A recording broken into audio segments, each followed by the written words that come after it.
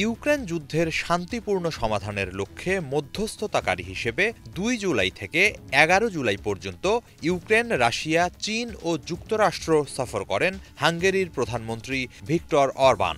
যুক্তরাষ্ট্র সফরকালে ফ্লোরিডায় দেশটির সাবেক প্রেসিডেন্ট ডোনাল্ড ট্রাম্প ও ওয়াশিংটন ডিসিতে ন্যাটো সম্মেলনের সাইডলাইনে তুরস্কের প্রধানমন্ত্রী রিসেপ তাইয়েপ এরদোয়ানের সঙ্গেও বৈঠক করেন তিনি।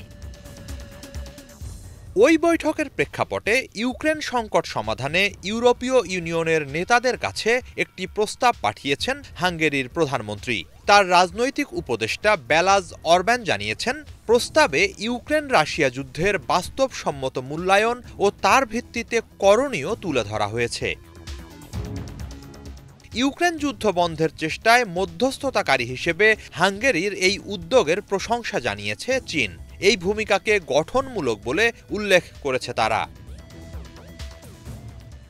বেইজিংয়ে এক সংবাদ সম্মেলনে দেশটির পররাষ্ট্র মন্ত্রণালয়ের মুখপাত্র লিন জিয়ান জানান, হাঙ্গেরির এই উদ্যোগকে আরও শক্তিশালী অবস্থানে নিতে তাদের সঙ্গে কাজ করবে চীন।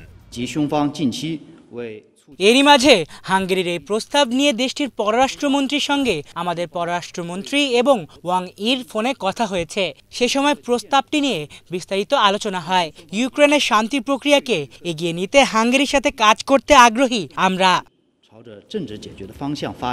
এদিকে রাশিয়ার প্রেসিডেন্ট ভ্লাদিমির পুতিনের সঙ্গে ঘনিষ্ঠ সম্পর্ক থাকায় ইউক্রেন যুদ্ধ বন্ধে মধ্যস্থতাকারী হিসেবে ভিক্টর অরবানের ভূমিকাকে সমালোচনার দৃষ্টিতে দেখছে ইউরোপের বিভিন্ন দেশ।